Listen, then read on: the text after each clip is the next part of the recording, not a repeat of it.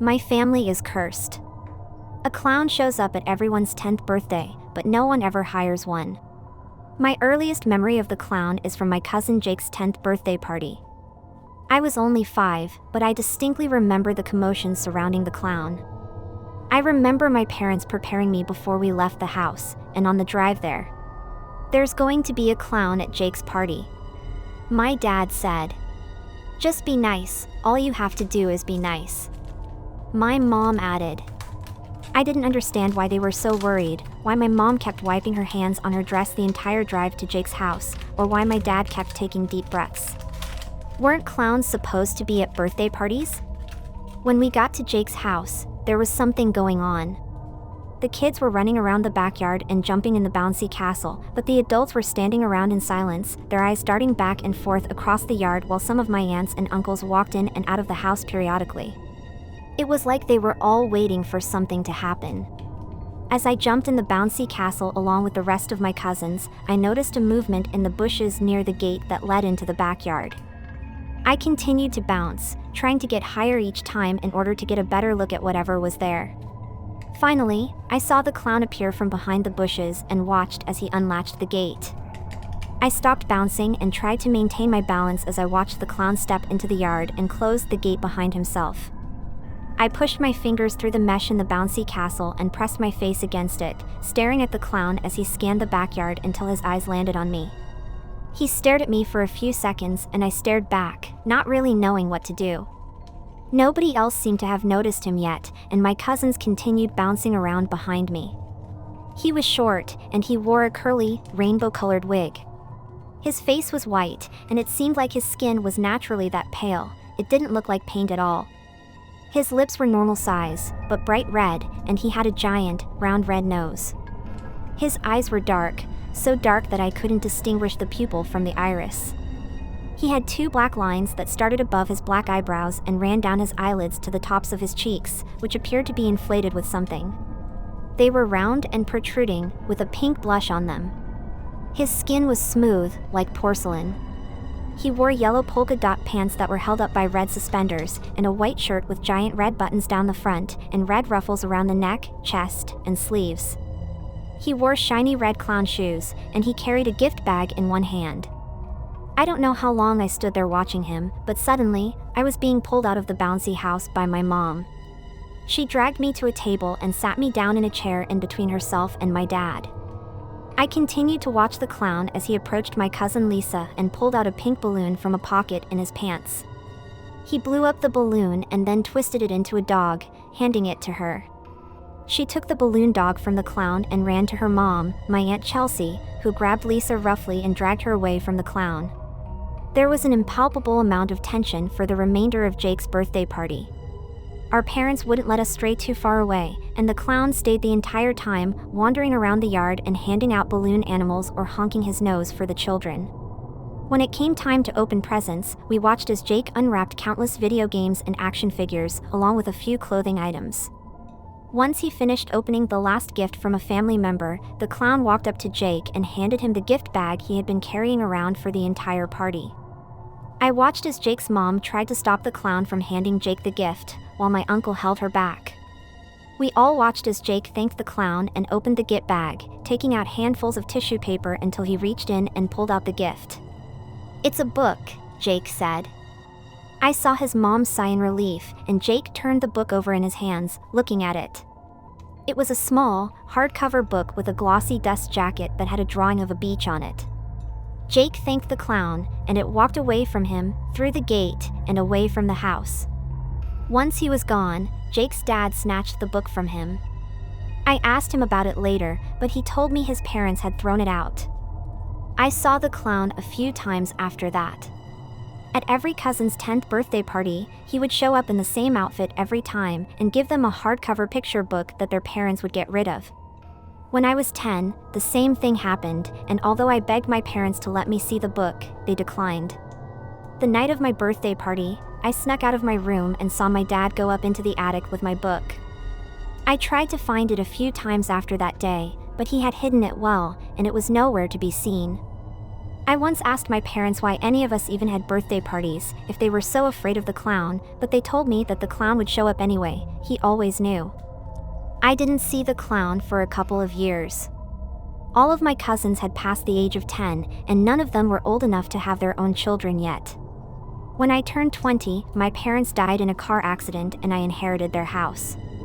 By that time, I had forgotten all about the clown and the book and didn't care to read it or figure out why they had taken it away.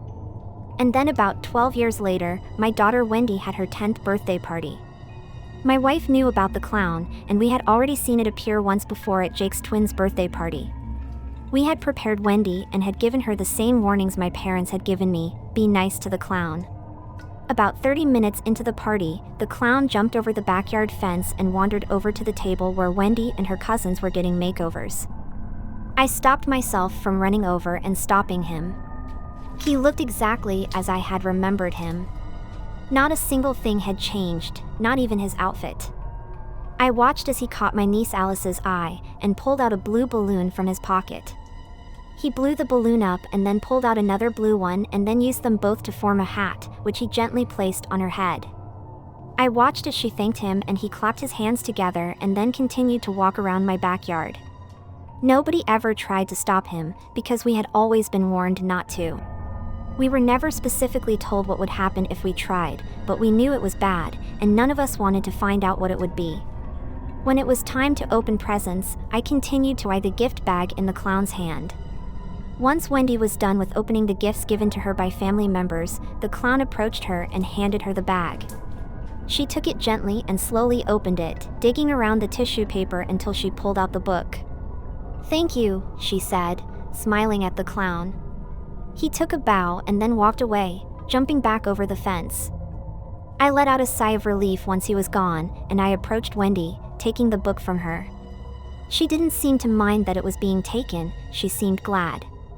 I decided to hide it up in the attic, just as my parents had done with mine, but as I stared at it in my hands, curiosity was beginning to set it. It was the same as all the other books I had seen, hardcover with a glossy dust jacket that contained a drawing on the front but no title.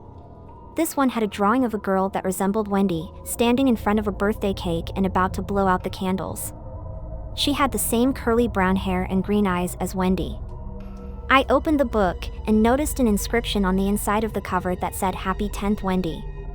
The first page was blank, but the next page was where the story started. There was a drawing of the girl on the cover, wearing a party hat and holding a pile of gifts. Under that, it read, "Today is Wendy's 10th. How happy is she? She got every gift she wants, even things she doesn't need." I turned the page as I continued to read the story that depicted various drawings of a girl that resembled my daughter as she did various birthday party activities. Wendy laughs along with friends, and all her guests are filled with glee. Wendy tries to sneak a peek at every gift that she receives. There were drawings of Wendy with family and friends, everyone smiling and hugging Wendy. And then, from beyond the backyard fence, comes the best guest of them all. A funny clown, here to have a ball. On that page was a drawing of the clown as it jumped over the fence, grinning. This clown loves to party. And it loves 10th birthdays too. He will never miss a chance to show up where he's due. The next drawing was of the clown in the center of the page, surrounded by black. But this birthday is a bit different. Something big is going to happen. The clown is so excited, this doesn't happen often. I turned the page to see a drawing of the clown, running around the party chasing the guests who appeared to be frightened. They'd been drawn with their mouths open and wide-eyed as they ran away from the clown. The clown runs around the yard and pulls something from his pocket. Not a balloon, not a magic handkerchief, but something big and sharp and shiny. The next page had a drawing of a gleaming butcher knife, dripping with blood. A lot of guests must die, but don't worry, Wendy will be fine. The next 4 pages contained various drawings of the clown slaughtering people at the birthday party. Some had their necks sliced open, some were stabbed, and some lost body parts. The clown has had his fun, his job here has been done. Happy 10th birthday to Wendy. He will see you at the next one. The last drawing was of the clown jumping back over the fence, leaving a pile of dead bodies behind him. I shut the book as a chill ran down my spine. I realized why our parents never showed us the books, especially if they were all this creepy, and I wondered why the clown would even give us these books. I decided to do as my parents had done and get rid of the book at the end of the party. As I tossed the book on top of the fridge, I heard the first scream. I ran to the door and threw it open just in time to see everyone running away from the clown. He was back, and he stood right by the fence with a butcher knife in his hands. On the ground next to him was my cousin Paula's child, Trevor, face down in the grass. I scanned the backyard, looking for Wendy, but she was nowhere to be seen. All the guests ran across the yard, trying to get as far away from the clown as possible.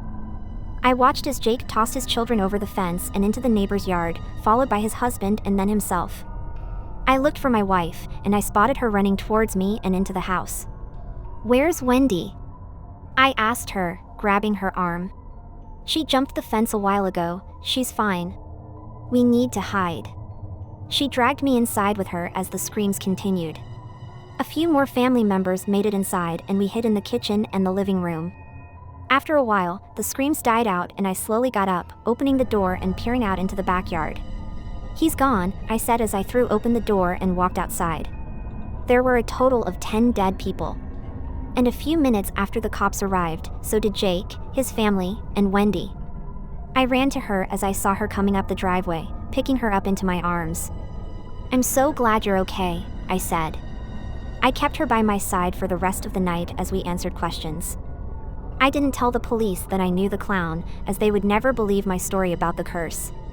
Instead, we all told them that we had no idea who the clown was and that we hadn't hired anyone. Hours later, everyone was finally gone. Wendy had gone to bed, and I went downstairs and helped my wife clean up some of the mess. Once we were done, I grabbed the book from on top of the fridge and handed it to her. "What's this?" she asked. "It's what he gave her, Rose," I said as she opened it. "Read it." I waited for her to finish reading the book. Once she was done, she tossed it onto the counter. "What the fuck?" she hissed. "Did he plan all that? Is this supposed to be some stupid joke?" I shrugged. "Did this happen to everyone else?" she asked. "I don't know. Our parents never let us see the books," I replied. "This is so fucked up, David." We stood in silence as Rose grabbed the book again, giving it a disgusted look. "I'm gonna go look for something," I said suddenly. I made my way to the attic entrance in the hall and pulled down the ladder. I slowly made my way up, each step creaking as I stood on it. When I reached the top, I flipped the switch and the lights turned on, illuminating the attic enough for me to see. I dug through countless boxes and moved old decor and furniture around until I found it, the book that had been given to me on my 10th birthday. It had been hidden under the cushion of an old chair. I pulled it out and looked at the drawing of a house, with a single light on in one of the windows. I opened the book and found a similar engraving on the inside cover that read "Happy 10th David." I turned the pages and began to read the story, ignoring the pictures. "Today is David's 10th birthday, what a good one it will be. David eats pizza, his favorite topping is cheese. He has a water balloon fight with cousin Eric, and they take cover in the trees. Everything is fun, and soon it will be great. Here comes the clown, he is never ever late. David's birthday was a blast, and his gifts were all so fun. But don't be sad that it's over, the fun has just begun. Years go by, and the clown sees Dave again. It's now his daughter's 10th birthday, and today the fun will end. A lot of guests had fun, and for others this day was their last. But David's family is alive, thank the clown for that. And now it's time for bed, time to get some sleep. Don't forget to check on Wendy. She hasn't made a peep." The final drawing in the book showed an empty bed in a dark room with a window that was wide open. I stared at it for a second before it hit me. I tossed the book aside as I got a sinking feeling in the pit of my stomach. Something was wrong. "Wendy!" I shouted. "What's going on?" Rose called. I didn't reply as I hurried down the ladder and ran down the hall into Wendy's bedroom, throwing the door open. I flipped the light on and looked around the room, but I was too late. She was gone. Her bed was empty, and her window was wide open.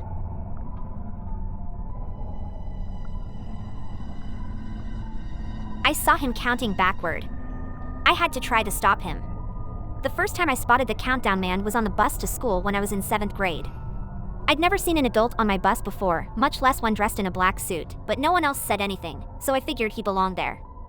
Then, as we drove around the neighborhood and picked up more kids, he counted down from 10. He spoke only in numbers, never another word. 9, Billy Cunningham. 8, 7, 6, the Paulson kids. 5, Danny Wu. 4, 3, 2, 1, the Smiths and Kearns. And then Audrey Blake walked into the bus and dropped dead. The countdown man gave me a sad smile as he straightened his coat and walked down the aisle, stepping gingerly over Audrey's body and down the bus steps. Later, they tell us Audrey had a heart condition, totally undiagnosed since birth. But I knew the truth. It could have been anyone. The next person to set foot in that bus was going to die. I saw him again a few times as the years passed.